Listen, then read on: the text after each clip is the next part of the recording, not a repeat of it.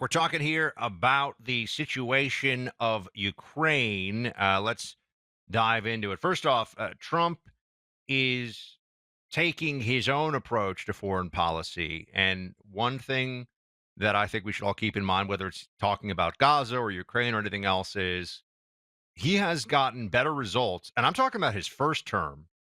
You can add in a lot of stuff that's been going on now. He has gotten better results from foreign policy than the people who are constantly criticizing everything he says about foreign policy. So this is when you look at his record versus the opposition, and that isn't just Democrats. That's more of the DC swamp foreign policy consensus think tank foreign affairs subscriber set. Right? They think they know better. Meanwhile, Trump's gotten better results. I mean, compare him to Biden, for example, and it's preposterous. But compare him to any recent. Compare the Obama administration foreign policy was abominable. It was awful. Okay, it was awful in Libya. It was awful in Syria. It was awful in Afghanistan. I mean, just disaster everywhere. So keep that in mind. And that's 8 years of it. So here's what this is Trump laying out what the vision's supposed to be. This is cut 18. Play it. I've been elected by the American people to restore common sense to Washington and indeed to the world. And I believe strongly that it's in the best interest of the United States, the best interest in Europe, the best interest of Ukraine, and indeed the best interest of Russia to stop the killing now and bring the world to peace. My administration is making a decisive break with the foreign policy failures of the past administration and, frankly, the past. I ran against a very foolish foreign policy establishment, and their recklessness has led to the death of many, many people. Under our administration, we're forging a new path that promotes peace around the world. The promotion of peace, ending a conflict where hundreds of thousands of people are being chewed up by artillery fire and IEDs and drones and all that.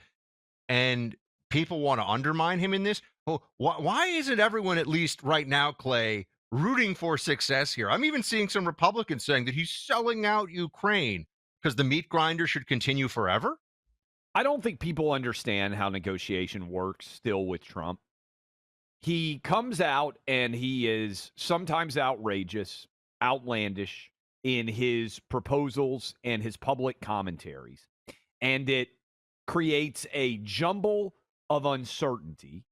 And then he comes back in oftentimes and ends up with a proposal that is not where he floated, but is actually a very reasonable outcome. And I just don't understand how people still don't see this, that this is sort of, for lack of a better way, the art of the public deal that Trump has in some ways perfected. And just right now, Buck, breaking news, Ukraine has agreed to sign a mineral rights agreement to give 50% of future profits for Ukrainian materials, minerals, to the United States taxpayer. And this was, there people were saying as recently as earlier this week, oh, look at Trump turn his back on Zelensky. Sometimes in order to get peace, you have to move a little bit towards the other side. And then you come back towards the other side. And you're constantly on almost a seesaw. And you can't just say one side is bad and the other side is good and find your way to a negotiated settlement. It doesn't work that way. And so you have to give some things to Russia, some things to Ukraine. And I just, every time they say that it's going to be calamity and it's going to be a disaster, it feels to me like Trump actually upsets the prevailing sentiment, disrupts it, and gets us to a better place that the so-called professionals would not have been capable of getting us to. Does that make sense? It feels like this happens all the time. Well, you look at the first Trump administration. Again, I think the foreign policy record speaks resoundingly here. What is the huge disaster? What is the blunder of Trump foreign policy and over the course of 4 years? Now, you could say it's really over the course of 3 years because with COVID, foreign relations kind of shut down, at least in the traditional way, right? I mean, all of a sudden, everyone was just hunkering down. Although there was, the China virus. I mean, there's a lot of foreign policy that you could speak of, but there wasn't really a lot of deal making and stuff going on in the traditional sense during COVID. But in Trump's first term, what were the big What were the big negatives? What were the big losses? I could sit here and I could do a 3-hour show on the disasters of the Obama-Biden foreign policy axis. Remember, Biden was brought in to be Obama's foreign policy brain. True stuff, everybody. People forget that now. Biden's place on the Obama ticket was he's the foreign policy genius, and he's a moron. All right. Everybody in foreign policy knows that Biden's been wrong more and more egregiously over the last 50 years than probably anyone else in American public life. So we could sit here and go through all those losses. I think Trump has shown that his, to your point, Clay, breaking the old molds approach has been successful enough already in this term in some ways, but I will give it a little more time. But certainly successful enough in his first 4 years that the guy deserves the space to try to get it done. He's not saying let's, start a nuclear war with Russia. He's not saying crazy things. He's trying to achieve goals that we should all want. Even Democrats should want the war in Ukraine to end. And the fact that he does it through non-traditional means only makes sense when you realize the traditional foreign policy axis, Clay, and consensus got us to this point. 3 years of carnage, no end in sight, hundreds of billions of dollars, and what? Putting Ukraine flags in your bio? That's the big achievement of the foreign policy apparatus. He was about to talk, but he had to sneeze. Yeah, I had to sneeze there for a sec. Here's the other thing that's going to happen, Buck. We're now going to have 50% of Ukrainian materials, their natural resources going forward. But for Russia, we're going to get, I think, Buck, as a part of this deal, a huge amount of American assets that were left behind in Russia during the boycott in the wake of the Ukraine invasion. I think we're going to end up getting back hundreds of billions of dollars in American company assets as a part of a peace deal with Russia, too. In other words, people say, okay, yes, the primary goal is we want to end young men, almost exclusively young men, dying in a stalemated war where nothing is really changing now. Basically, you have two sides dug in, and there isn't much ground being gained in either direction, and that is where we're going to be for years and years to come. Appears to be the reality, okay? Now, Trump is coming in. The American taxpayer is potentially going to get back all of the money that we spent on Ukraine and more through this mineral rights agreement. And the American business entity, all of those, many of those that had assets in Russia are going to get back hundreds of billions of dollars in assets that they were forced to give away as a part of our boycott of Russia. So we're going to gain resources from both sides, and we're going to have far fewer people dying violently in a war. Again, in an honest world, Trump would get the Nobel Peace Prize for this. Everybody says we can't have any solution to Ukraine, Russia. Trump comes into office, and right now, Buck, I would bet by May 1st, if you asked me, we will have peace in Ukraine based on what I am seeing. And everybody told us that Trump coming into office, they said, oh, it's not going to change anything. Oh, there's no way to end this war. I hope the ceasefire holds in the Middle East. That wouldn't have happened without Trump. And now we may be close to a ceasefire and a form of peace in Ukraine. And that wouldn't have happened without Trump. And let me just say this. People may say, okay, what's the negative? Here's something that I do think could be a negative. Once we take 50% of Ukraine's mineral rights, it actually becomes potentially a major issue if Russia decides to invade again. Because then not only are they invading, Buck, but they're invading and trying to take away an American asset. And we may not have boots on the ground, but if those assets of minerals are worth potentially, which seems to be the report, trillions of dollars into the future, certainly hundreds of billions of dollars into the future, then our economic interest could actually create an issue with Russia in the future. Now, the argument against that would be, well, without having to put boots on the ground, the United States is providing some form of security for Ukraine through our commoditized interest in their mineral rights. I do think if you want to spin out something into the future, What would happen if Russia tried to take away those mineral rights? Would the United States allow that to happen? Could that create conflict? Those are concerns because Russia has invaded multiple times into Ukraine. But in the meantime, this feels to me like a pretty rational compromise that's designed to try and just get us to a place where less people are dying. Well, it's also a recognition that people and nation states are really guided by interests. I mean, we can talk Yes. about principle, and principle is a nice thing to have, but ultimately we're guided by our interests. And our decisions should be made along what are in U.S. interests. We saw this even with USAID or USAID. It was for a lot of people some kind of revelation that it's not a global charity. It's supposed to pursue, and this is why it got way off its mission, it's supposed to pursue programs that advance U.S. interests that also provide, funding and a service to some foreign external entity. Yep. But those things are it's not a global charity. It's not the, $40 billion soup kitchen fund for the rest of the world. That's not what it's supposed to be.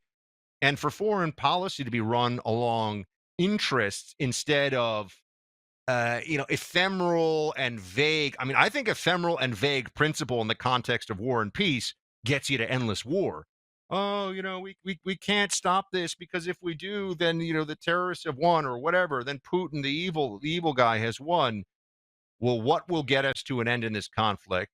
A a negotiated settlement and a settlement that brings European peacekeepers perhaps into the mix so that they've got skin in the game, and also that brings U.S. strategic interests in mineral rights and let's be honest, the financial interest in this.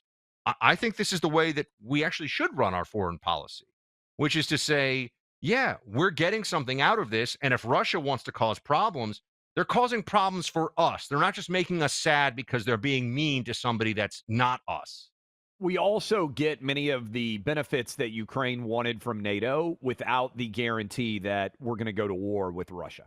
So it feels like a very reasonable compromise to me and something that we were told was impossible. And yet, to me, if I were setting a over/under deadline on when I think a ceasefire might take effect, I would say May 1st. And the reason some of you may say, why would you say May 1st? Because in the spring, when all of this starts to thaw, maybe April 1st is even a better example. That's when the fighting tends to get ratcheted up, which is why solving it now, while it's still very cold, muddy, snowy, hard to move men and material, now is the time to get this deal in place and take care of it. Look, I want to tell you, maybe you're out there and you're a history wannabe nerd. Maybe you haven't read as much history as both Buck and I have read over the years. Maybe you want to know more about what caused World War I. Maybe you've been paying attention to Ukraine, Russia, and you're cognizant of the fact this is the biggest war in Europe since World War II, and you want to know more about what happened in World War II. Heck, maybe you're out there right now and you're a little bit like me, and you sometimes think, hey, I wish I knew more about the ancient Greeks and the ancient Romans and the foundations of our government. You can dive into those histories. You can also dive into the history of the Constitution, Federalist Papers, Mark Twain. Whatever you are interested in, by and large, there is a course that you will love at clayandbuck4hillsdale.com. Let me give you that website. Just go check it out for yourself. 40 courses, no time limits, no grades, just learning for learning's sake. You will absolutely love it to be able to just increase your overall knowledge. clayandbuck4hillsdale.com. No cost at all. It's learning for learning's sake. How much fun would that be for you? Go check it out. See what you're most interested in on your own time at clayandbuck4hillsdale.com.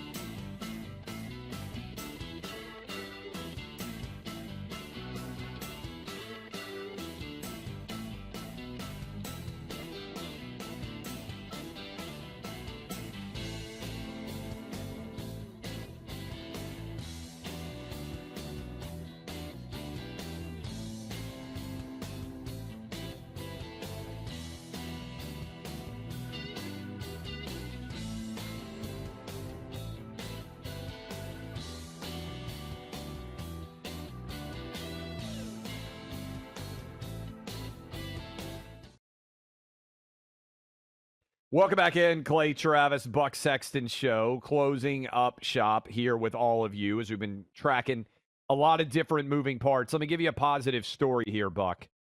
I don't know, you like Star Wars, right? Like you grew up watching all the Star Wars movies and everything else? Yeah, I would say I like it. I'm not a diehard fan. Like I don't dress up like Obi-Wan and have a lightsaber at the premiere kind of a thing. But yeah, Well, I liked it, but then also my boys, my 3 kids, were all in. So I went through it as both kid who grew up a fan of Star Wars and then dad whose kids were. This is, for many of you out there, a story that's very positive. They have fired Kathleen Kennedy. She is the woman who has been blamed for destroying the Star Wars franchise as they've had to put a pause in making these movies. The revenues collapsed. They basically went super woke, as many of you know out there who were fans of Star Wars. She's out. So DEI, this sort of woke Disney universe, continues to give up the ghost a bit more every single day. And I give credit to Donald Trump. By the way, cool video out there.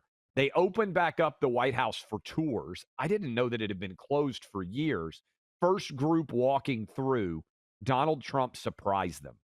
Really, really cool. Can you imagine getting to go on a White House tour? How exciting that is. I did it as a kid. And then the president just comes by and shakes hands with everybody. Really kind of awesome, I thought, moment. And we have that. Cut 26. That happened a little bit earlier today. Listen. But I want to thank you very much for coming. The tour is so great. You did such a good job. First Lady worked very hard at making it perfect, and I think you're going to really love it. And I heard you were here, and I said, let's stop by and say hello. And it's a group of very smart-looking people, I must say. Very smart. Maybe someday you'll be here as a president, right? Somebody in this group has a chance. Have a good time. Have a great tour, and you're going to give them a special tour, okay? You're going to get a special tour. Have fun, everybody. Mark, you know this. I think a lot of our audience has... Oh, they started chanting USA. That is just awesome. A lot of our audience has come to get this. Trump's retail politicking skills are off the charts good. I mean, just interacting with people like that. there is honestly no person on earth that would be more fun and entertaining to get a White House tour from than Donald Trump, actually. Really. Like really a Donald Trump, I mean, think about what that could go for a charity auction. Donald Trump giving you a White House tour would be incredible because he would tell you, you know, slightly off color and hilarious stories about different, you know, people in the White House. That frankly may or may not be true, but be wildly entertaining. Be amazing. I'm not sure. By the way, Buck, praise for you as we finish here the show. Junior in Hicksville, New York. Hey, Buck, this here's Junior living up in Hicksville, New York. That's Long Island to the rest of yous. It's good to see you eating steak, buddy, instead of that pistachio business you've been eating. It means you eat a steak, you being a man now. You go on and eat that steak. I was always eating steak and away. pistachio creme brulee. I could have both.